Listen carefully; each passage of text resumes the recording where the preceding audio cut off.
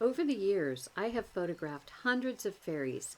Some of them fit into categories that we all recognize, such as gnomes, brownies, sprites, trolls, and leprechauns. Strangely, I seem to get a lot of leprechauns. But some of the fairies I have photographed have left me completely stumped. So, in this FaerieQuest video, I'm asking for your help. I'm sharing 10 mysterious images of fairies whose species I just can't identify. I'll give you what information I can for each one, such as where they appeared and what stood out to me in the photo, but I can't guarantee the information will offer up any clues to you as to what species these fairies may be. So, are you up to the challenge? Can you help me name each fairy species? I can't wait to find out.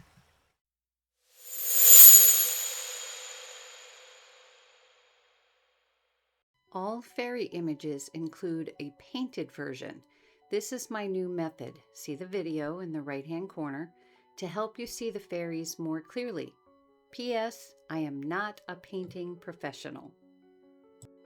This first photo will always be one of my favorites because it was taken by my grandson with my little red Samsung camera. He was only 6 years old, and that day he managed to photograph this absolutely amazing fairy that you see on the screen. We were just walking along what I call the Mystic Trail.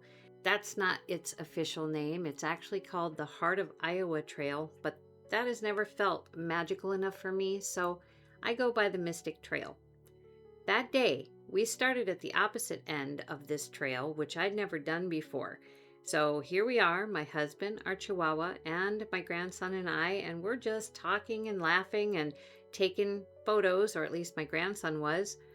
It definitely was not the quiet, meditative energy you might expect to invite fairies in, but apparently this fairy didn't mind. When I looked at this photo later and found this fairy in it, what stood out to me was how this fairy seemed formed entirely from light and shadow on this log. It looks relaxed, almost amused, as if it was really enjoying our company. And if you look closely, it appears to be eating out of its hand, a simple, almost human gesture that makes it feel surprisingly present. This fairy gives me the impression of something earthy and grounded, kind of like gnomes or brownies. It is larger than many of the fairies I've captured, or in this case, that my grandson captured. It looks to be about a foot or so in size compared to others that are often smaller than the leaves in the photos. Its posture feels playful, almost like a leprechaun caught mid-snack. My gut instinct is that this fairy is something else altogether, perhaps a type we've never named. What do you think? Does this being remind you of any known fairy species, or could it belong to one we've yet to discover? Leave your thoughts in the comments below as number 1 and tell me your theory. This second photo was also taken on the Mystic Trail, this time starting from the end I am accustomed to. It was August 31st, 2016, near the end of summer, so the greenery was super thick, and so were the mosquitoes. I had to swat constantly while taking photos. I still wonder, who taught these mosquitoes to find your ear, right? As you can see in this photo, there was a gorgeous spider web, and that is what made me stop to take a photo right here. My camera doesn't usually do well with spider webs due to how fine they are, but this time the photo turned out really good. As a bonus, I also managed to get 2 orbs, not lens flares, and a fairy up in the right-hand corner who appears to be overseeing everything. To me, she seems to be dressed like a superhero with a helmet, a golden headband, and what looks like golden gloves. It almost looks like she is holding a heavy metal weight. I have no fairies in all of the photos I have taken that even resembles her. She is one of a kind in my collection. What do you think? Do you recognize this fairy species, or could she belong to one we've never encountered before?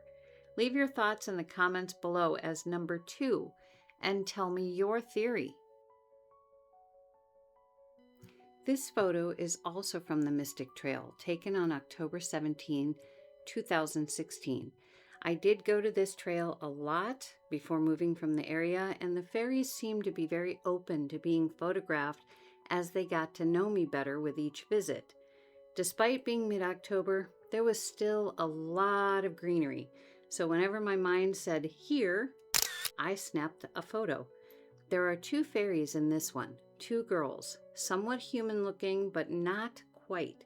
For some reason, I really love this picture, but I can't quite put my finger on why. In fact, in deciding what fairies I wanted to ask your help with for this video, this one immediately came to mind. I had to actually search through photos for nearly a day to find it. I could see it in my mind's eye, but couldn't remember where I'd taken it, what location. This is such a quiet scene with the two of them, and I don't feel that it is a happy outing. There is something in the face of the girl who is facing us that seems very sad.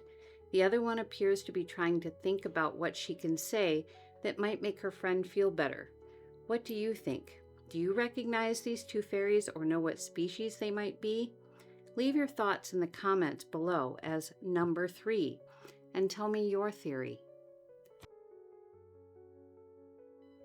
On May 28, 2017, we found ourselves at Red Rock State Park in Knoxville, Iowa, about an hour away from where we lived at the time. It was the closest large lake and had heavily forested areas with many trails that we could enjoy. I have to say, upon seeing this photo, I was very glad that I had made a promise to the fairies when I began photographing them that I would never step off the path while taking pictures. Can you imagine?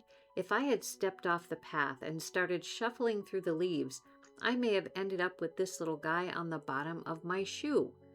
I took a picture of this particular spot due to the way the trees were bending in the woods. It just felt magical to me. You can see the whole picture here, and I've marked the fairy in it for you. I'm going to guess him at about 6 inches long, but it really is hard to tell in the photos. I thought perhaps he was a gremlin, but his nose isn't right for that species, is it? What do you think? Do you recognize this fairy or know what species he might be? Leave your thoughts in the comments below as number 4 and tell me your theory.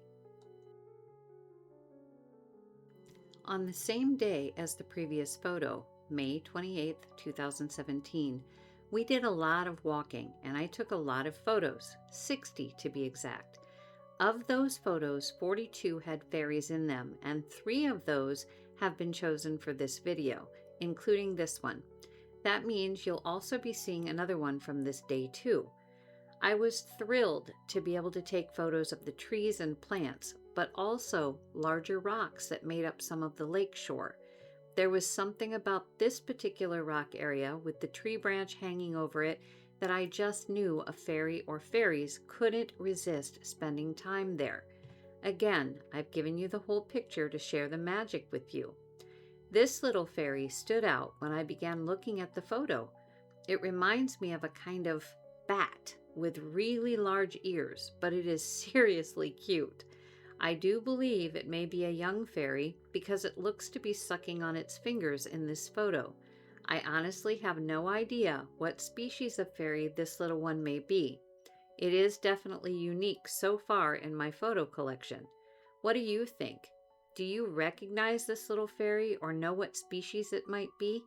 Leave your thoughts in the comments below as number 5 and tell me your theory.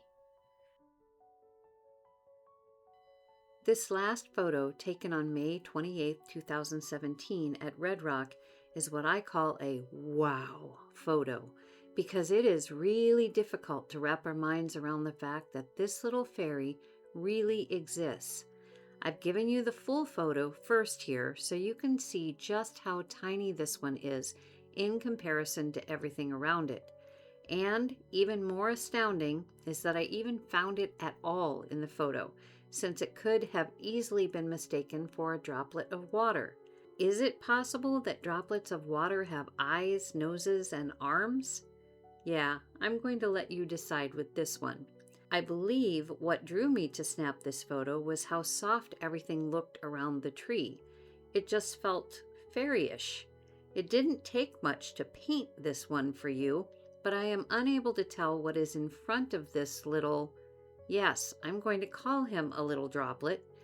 I believe it is part of him, but I also feel like he is holding something, but I just can't make it out. Again, my gut tells me that this is a new species of fairy that has not been seen before, but I could be wrong. What do you think? Do you recognize this tiny fairy or know what species it might be? Leave your thoughts in the comments below as number 6 and tell me your theory. Here we are back at the Mystic Trail, and it's June 9th, 2017. What can I say? The fairies really seem to love to have their pictures taken here. I'm not sure why I took this photo.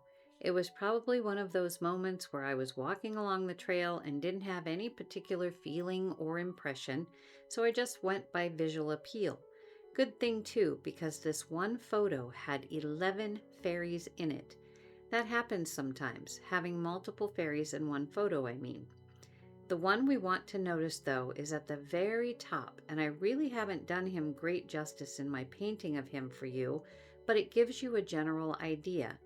As you can see, there are many leaves around him, but he is not made of those leaves. He stands out, yet he's also smooth and blended. Without using zoom, I would have never seen him. His arms are crossed and he appears to be sleeping. As with all the fairies I'm sharing with you in this video, I've never seen another like him. What do you think? Do you recognize this fairy or know what species he might be? Leave your thoughts in the comments below as number 7 and tell me your theory. Welcome to French Grove Park on August 19th, 2017. I have discovered that the fairies really seem to like downed trees, tree stumps, and scattered downed branches, though I have no idea why. I just know that if I take photos like this, I often find fairies in them. This photo of scattered branches did not disappoint. I think this little one was actually trying to blend in with the color of the branches, but didn't really have time to perfect it. Maybe he heard us coming and had to hurry to make the blend happen. Just guessing here, of course, but the slight color variation is what made me notice him in the photo. My rendition of him almost looks like a small child, but I really think he is older than this. Not an elder in his species by any means, but not an infant either. I'm not convinced that the shape of his head is a cone either, but he's blended himself so well that it's hard to know if he is actually wearing a hat. What do you think? Do you recognize this fairy or know what species he might be? Leave your thoughts in the comments below as number 8 and tell me your theory. Are you ready for the cute factor? Well, you are about to experience it from this photo taken at Ball Cemetery on August 3rd, 2019. First, let me say that things are definitely not always as they appear, and this photo is proof of that. As I've mentioned before, I've learned to pay attention to color variances in photos because it is possible that it is a fairy who is doing its best to blend. Sometimes, though, a color that stands out can be something you'd never think was possible. I was certainly surprised. Go ahead, say it. You know you want to, and I just have to do it with you. Aww. Who would have ever thought about a baby leaf and a baby bottle? What does it drink? Chlorophyll? It kind of looks like it could use some as it is so pale, right? I cannot remember what made me take this particular photo, but I'm pretty convinced after all this time that it really isn't as random as I may think. Is there a species of fairy that looks like a leaf like this one does? What do you think? Do you recognize this fairy or know what species it might be? Leave your thoughts in the comments below as number 9 and tell me your theory. So, we are at the last photo for this video, which is again Ball Cemetery, but we've stepped back in time to October 13th, 2016. If you've been following my channel, you may remember seeing this fairy before. I've shared it a good number of times because it remains my number 1 Holy cow, look at that photo. If any photo I have shows proof of fairies, this is it. But there's more than this photo, which you will see in a moment. We hadn't visited Ball Cemetery in quite a while, so when we arrived and I saw the large pile of brush and tree branches, I was admittedly a little upset. It's such a beautiful little cemetery, and it really bothered me to have it messy in this way. Regardless, I started taking photos, including the large pile, trying to look at it from the bright side of things. Since winter was on its way, this pile would make a wonderful shelter for fairies and other forest creatures. The photo definitely proved me right. I do believe that I could have easily seen this fairy with the naked eye, because how do you miss a stark white creature when everything else is normal forest color? Plus, how could I miss a snail that size? They definitely weren't tiny. But I did not see him until I went home and went through the photos. Of course, both the fairy and the snail could have been invisible to my eye, but not the camera's eye. I'm not ruling anything out, especially since I missed seeing this fairy twice. As you can see, he wasn't the least bit worried about me sleeping comfortably, which to me means he really might have been invisible, because invisible equals no worries. What do you think? Do you recognize this fairy or know what species he might be? Leave your thoughts in the comments below as number 10 and tell me your theory. So, there you have it, 10 unique fairies to ponder. I can't wait to read your thoughts, theories, and wildest guesses in the comments. Thank you in advance for your help. I'm hoping to eventually be able to know the species for each fairy showcased here, and if some of them really are a new species, maybe we can come up with a suitable species name together.